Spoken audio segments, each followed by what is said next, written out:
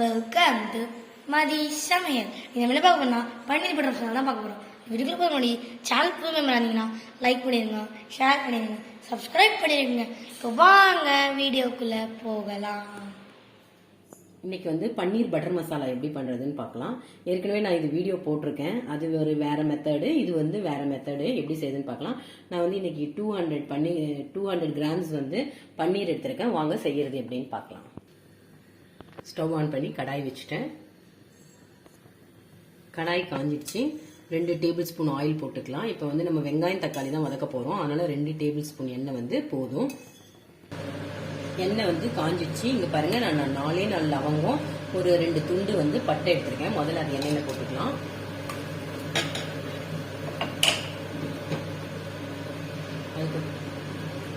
அது கொஞ்சம் வெடிச்சிடுச்சு. இப்போ வந்து ஒரு 10 பல்லு வந்து பூண்டு எடுத்திருக்கேன். பூண்டு போட்டுக்கலாம். ஒரு சின்ன துண்டு வந்து இஞ்சி, 2 பச்சை மிளகா வந்து கீறிருக்கேன். அது போட்டு வதக்கிப்போம். மீடியம் சைஸ் வெங்காயம் வந்து 3 வெங்காயத்தை வந்து இப்படி பெருசா நீட்டாக நறுக்கி வச்சிருக்கேன். அதை போட்டுக்கலாம். உங்களுக்கு எவ்வளோ கிரேவி நிறைய வேணும்னா நிறைய வெங்காயம் போட்டுக்கோங்க. இந்த வெங்காயத்தை வந்து நல்லா வதக்கிக்கலாம். வெங்காயம் வந்து பாதி வதங்கிடுச்சு.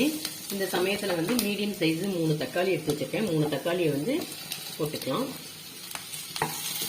இதை கொஞ்சம் வதக்கிக்கலாம். இது கூட வந்து ஒரு 8 முந்திரி பருப்பு எடுத்து வச்சிருக்கேன். முழுசா அந்த முந்திரி பருப்பு போட்டுக்கலாம். தக்காளி வெங்காயம் வதங்கிறதுக்காக இதுக்கு தேவையான அளவு கொஞ்சம் உப்பு வந்து இதில் போட்டுக்கலாம். போட்டுட்டு நல்லா மிக்ஸ் பண்ணிவிட்டு ஒரு தட்டு போட்டு மூடி வச்சிடலாம். தக்காளி வெங்காயம் எல்லாம் நல்லா வதங்கட்டும். தட்டு போட்டு மூடிடலாம். பாருங்கள், வெங்காயம் தக்காளி எல்லாமே நல்லா வதங்கிடுச்சு. இப்போ உங்ககிட்ட வந்து காஷ்மீர் சில்லி வந்து மிளகாயாவே இருந்ததுன்னா இதில் போட்டு நீங்கள் வதக்கி கூட அரைச்சிக்கலாம். நான் வந்து எல்லா காஷ்மீர் சில்லியும் வந்து பவுடராக அரைச்சிட்டேன். அதனால் நான் போடலை. உங்ககிட்ட மிளகாயா இருந்தாலும் மிளகாயா போட்டுக்கோங்க. இல்லைன்னா அப்புறமா வந்து நம்ம பொடியும் இதில் வந்து ஆட் பண்ணிக்கலாம். இப்போ வந்து நல்லா வதங்கிடுச்சு. ஸ்டவ் ஆஃப் பண்ணிடலாம். இது ஆறின உடனே இதை வந்து நல்லா ஃபைன் பேஸ்ட்டாக வந்து அரைச்சி எடுத்துக்கலாம் மிக்சியில். பாருங்கள், இந்த மாதிரி நல்லா ஃபைன் பேஸ்ட்டாக வந்து அரைச்சிக்கணும். இப்போ வாங்க இதை எப்படி செய்யுதுன்னு பார்ப்போம். அதே கடாயை அடுப்பில் வச்சுருக்கேன். அடுப்பு பற்ற வச்சுட்டேன்.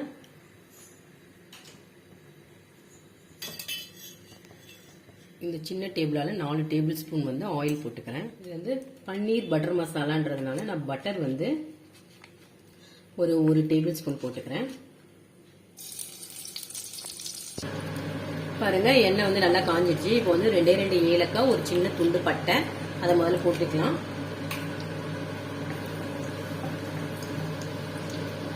இப்போ வந்து இந்த அரைச்சி வச்ச பேஸ்ட்டை வந்து இதில் போட்டுடலாம்.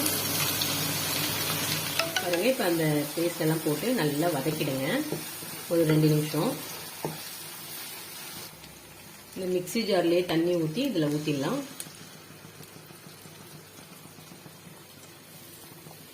பாருங்க, தண்ணி வந்து பத்தலை. இன்னும் கொஞ்சம் தண்ணி ஊற்றிக்கலாம். அப்போ தான் சப்பாத்திக்கு தொட்டுக்கிறதுக்கு நல்ல வசதியாக இருக்கும். இந்த அளவுக்கு தண்ணி ஊற்றிட்டேன். போதும். இது வந்து ஒரு கொதிக்கிட்டோம். கொதிச்ச உடனே வந்து மிளகாய்த்தூள் எல்லாம் போடலாம். பாருங்க, கொதிக்க ஆரம்பிச்சிச்சு. இப்போ வந்து காஷ்மீர் சில்லி பவுடர் போட்டுக்கலாம்.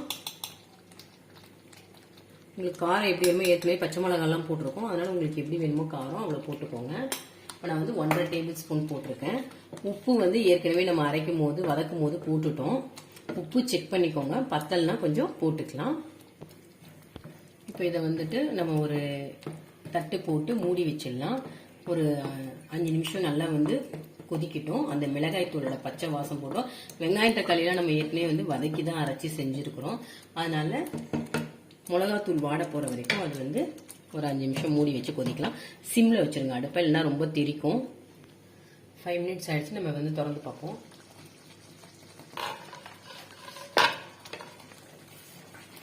நல்லா கொதிச்சு திக்காயிடுச்சு. இப்போ வந்து பன்னீர் ஆட் பண்ணிடலாம். பன்னீர் வந்து பாருங்க, ரொம்ப பெருசாக இருக்கீங்கன்னா சப்பாத்தியோட சாப்பிட முடியாது. அதனால நான் குட்டி குட்டி கியூபா வந்து கட் பண்ணியிருக்கேன். இப்போ பன்னீர் எல்லாம் போட்டுடலாம்.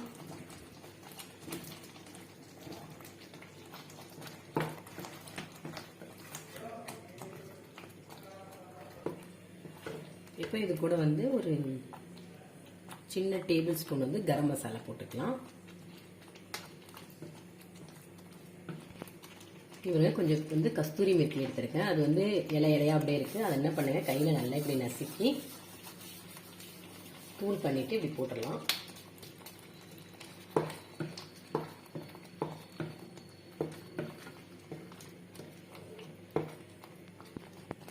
வந்து ஸ்டவ் ஆஃப் பண்ண போறோம். அதுக்கு முன்னாடி வந்து ஒரு 1.5 டேபிள் ஸ்பூன் வந்து நம்ம பட்டர் ஆட் பண்ணிக்கலாம்.